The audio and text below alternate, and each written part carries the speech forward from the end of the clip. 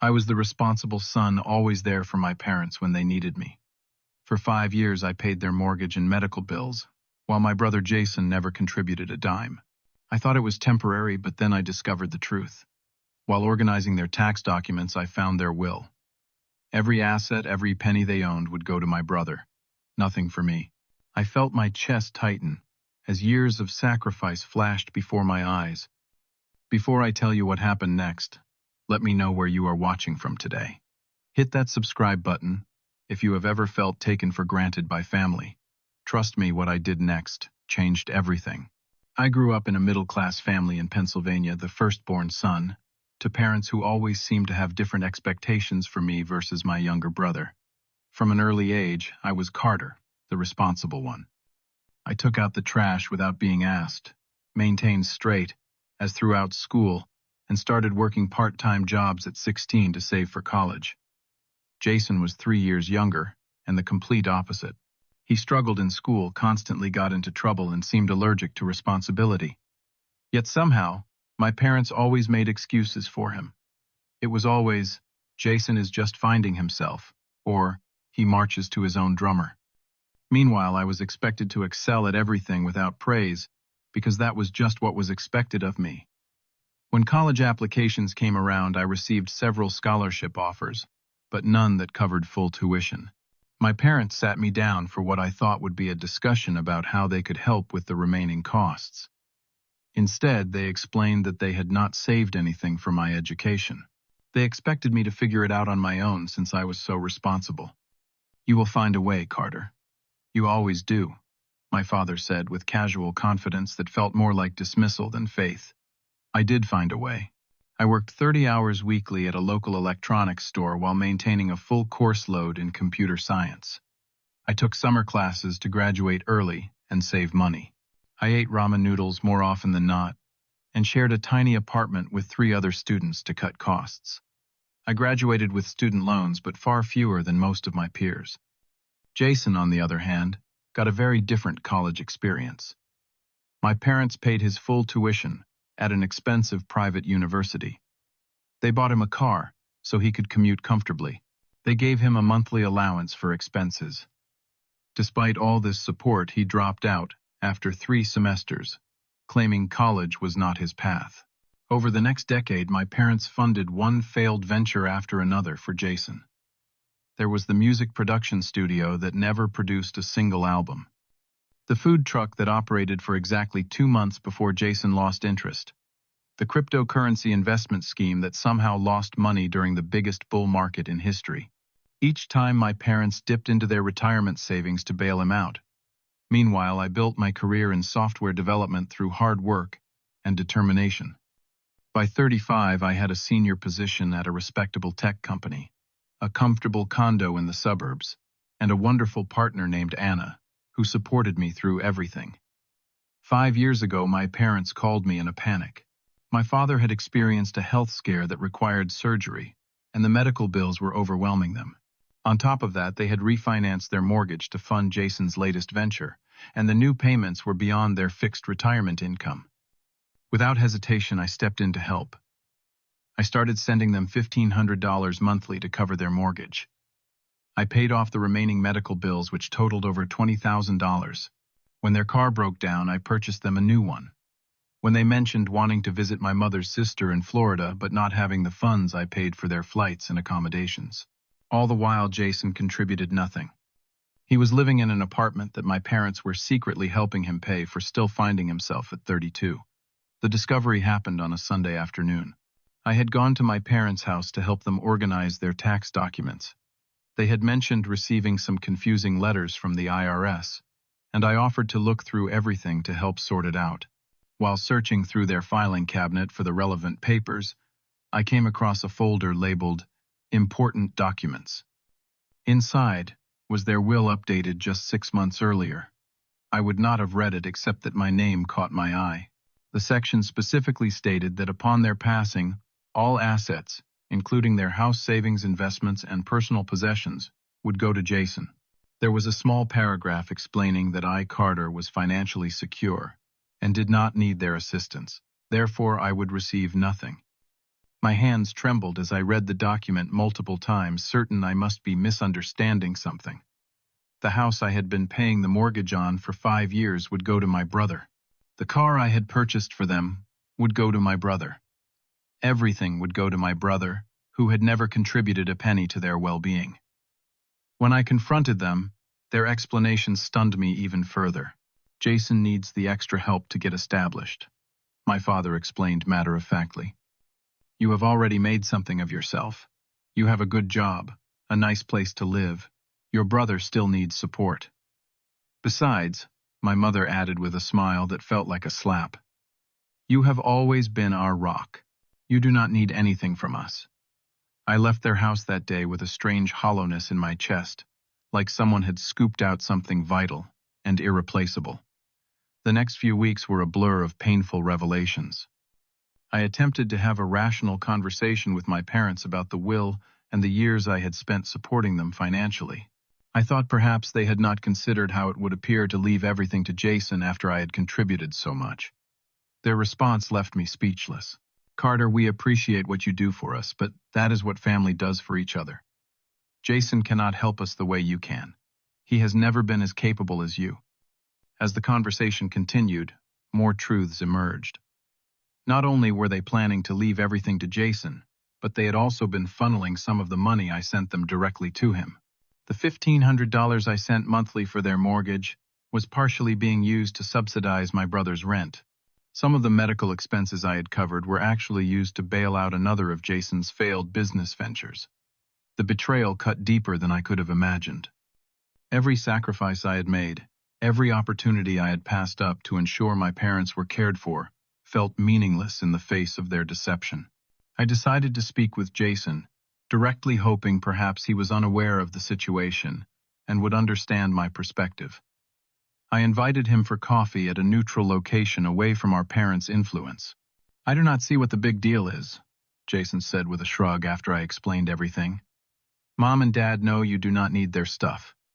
You have always been the golden child, with the perfect life and the perfect job. I am the one who has struggled. I struggled too, I replied, my voice tight with emotion. I worked my way through college while you had everything paid for. I have been paying their mortgage for years, while you contributed nothing. Jason rolled his eyes. That is your choice, man. Nobody forced you to do all that. And besides, what do you want to meddle? You have always done things just to make me look bad. The conversation deteriorated from there. Jason accused me of trying to control our parents with money. He suggested I was only helping them to make myself look good. Every word he spoke revealed how little he understood about responsibility and how deeply entrenched the family dynamics were. A week later, my parents invited both Jason and me to dinner. I arrived hoping for resolution, or at least acknowledgement of my feelings. Instead, I walked into an ambush. My parents had invited my Aunt Susan and Uncle Frank as well, apparently having told them a version of events that cast me as the ungrateful son who was suddenly questioning his support for his elderly parents. Family takes care of family. Uncle Frank lectured me over dessert. Your parents did everything for you growing up. Now it is your turn to give back without keeping score. You have always been blessed with success, Aunt Susan added. God expects those who receive much to give much. No one at that table knew that I had been paying my parents' mortgage for years. No one knew about the medical bills I had covered or the car I had purchased. My parents had conveniently left those details out of their narrative. The emotional toll was becoming unbearable. I began experiencing insomnia, lying awake, replaying conversations and questioning my own perceptions. Was I being selfish? Was I overreacting to the will? Should family support come with no expectations of fairness or reciprocity? Anna watched my struggle with growing concern. One night after I received yet another call from my parents asking for money to repair their roof, she sat me down for a heart-to-heart conversation. You are being used, Carter, she said, gently but firmly. They take your money, give you nothing in return, not even respect or acknowledgement, and then plan to leave everything to your brother who contributes nothing. At what point do you stand up for yourself? Her words resonated with a truth I had been avoiding. 2 days later, I overheard a conversation that became the final straw. I had stopped by my parents' house unannounced to drop off a prescription my mother had asked me to pick up. As I approached the back door, I heard my father's voice through the open kitchen window. "Do not worry about the property tax bill," he was saying. "Carter will cover it. If he gives us any trouble about the amount, your mother knows how to handle him. She will mention how tight money has been, maybe throw in something about cutting back on her medications. He always gives in." "That is my big brother," Jason laughed, "always trying to be the hero." I stood frozen outside that window, the prescription bag hanging limply from my hand as my father and brother continued discussing how to extract more money from me. In that moment, something hardened inside me. A decision crystallized with perfect clarity. I would no longer be their ATM. I would no longer sacrifice my financial security and future for people who viewed me only as a resource to be exploited. The realization was both painful and liberating. That evening, I drafted a formal email to my parents. I explained in clear, unemotional terms that I would no longer be providing financial support. I laid out exactly how much I had contributed over the years and expressed my hurt at discovering their will and the deception about where my money was going. I ended by saying I needed time and space to reconsider our relationship. I expected an immediate response, perhaps anger or attempts at emotional manipulation. Instead, there was silence. 2 weeks passed without a word from either of my parents or Jason. Then on the 1st of the month, I received a text from my mother. "The mortgage is due." No greeting, no acknowledgement of my email, no recognition of my feelings, just a demand disguised as a reminder. My response was simple. "Ask Jason. He is getting everything in the will." The aftermath of my text was explosive. Within minutes, my phone began ringing repeatedly. First my mother, then my father, then Jason. I let all calls go to voicemail, not ready to engage in a heated conversation while emotions were raw. The voicemails ranged from guilt-tripping to outright hostility.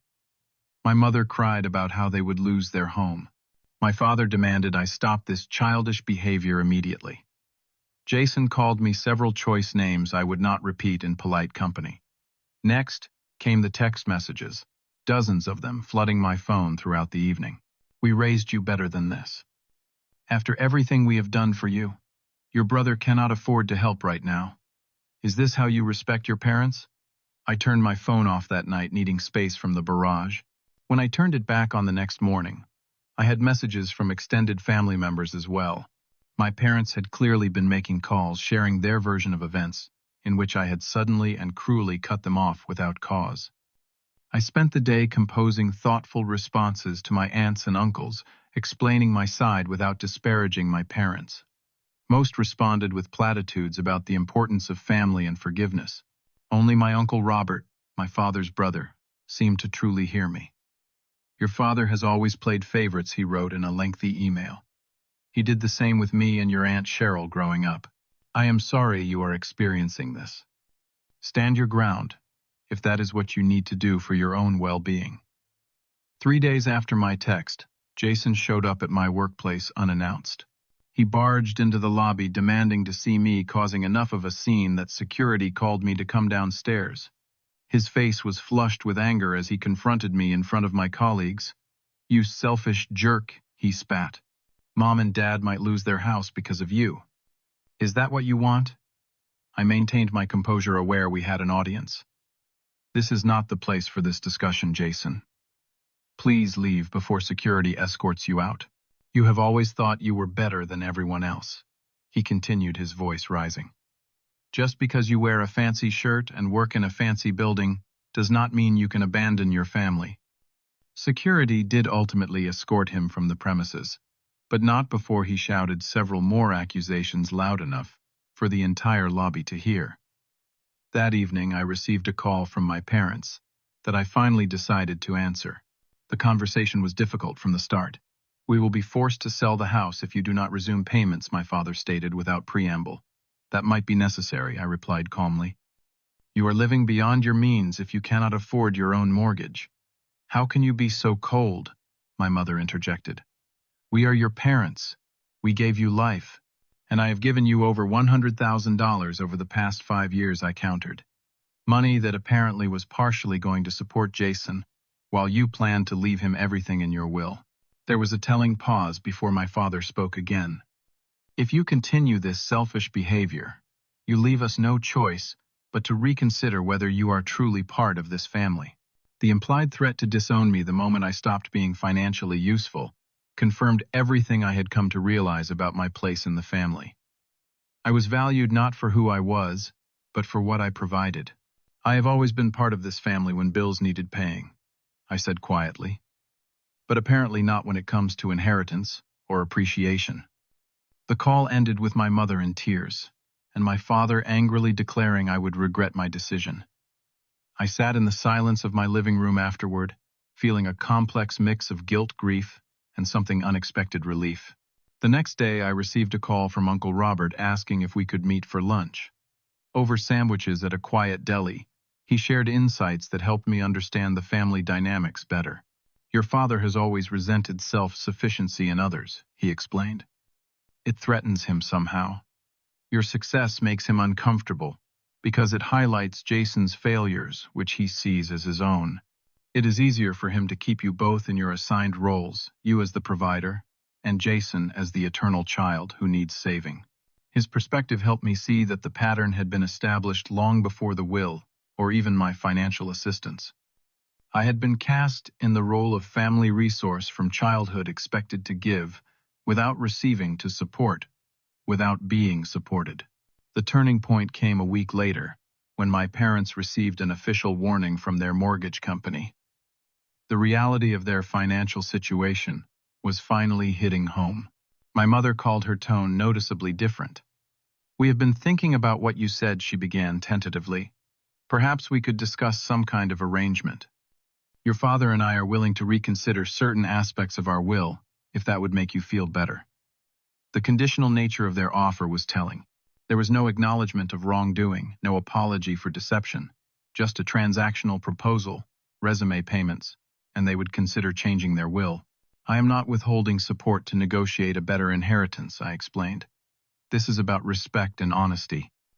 I cannot continue to be the family bank while being treated as an afterthought." Rather than continuing the cycle of financial dependence, I offered an alternative. I would help them create a sustainable budget based on their actual income. I would connect them with a financial advisor who could help them plan for their remaining retirement years.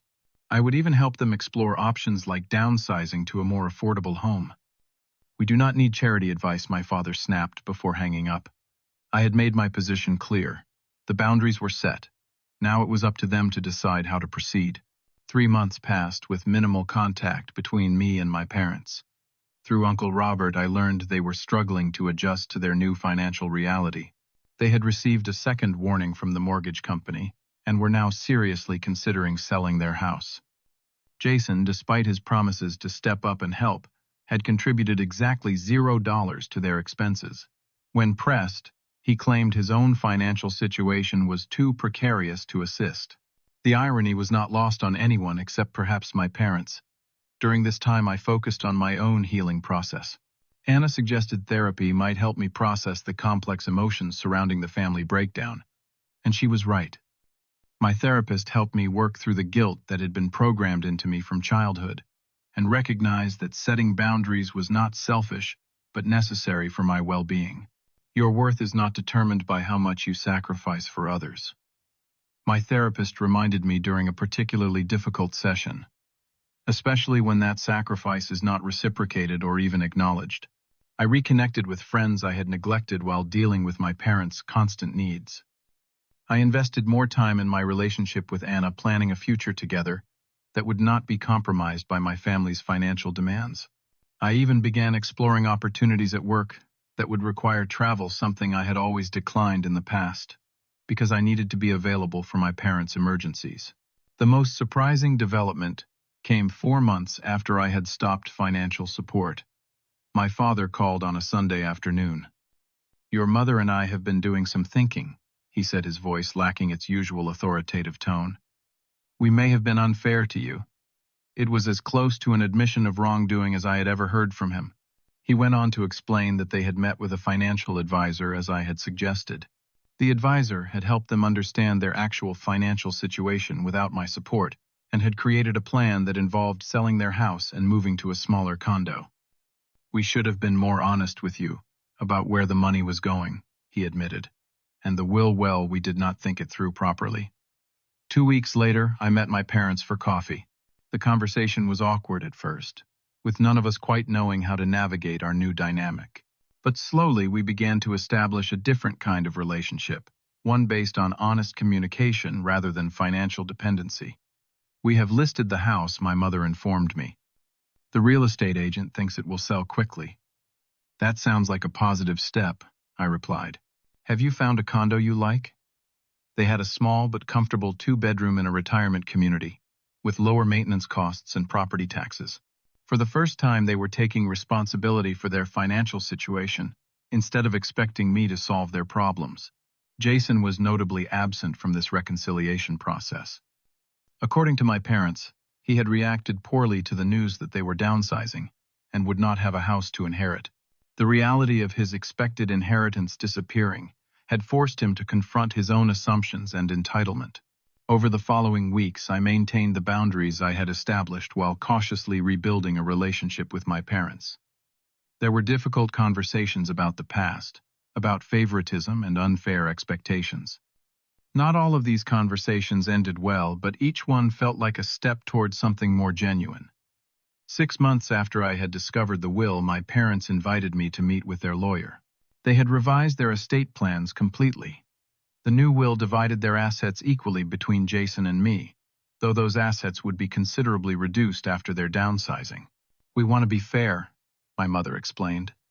"We should have been fair from the beginning."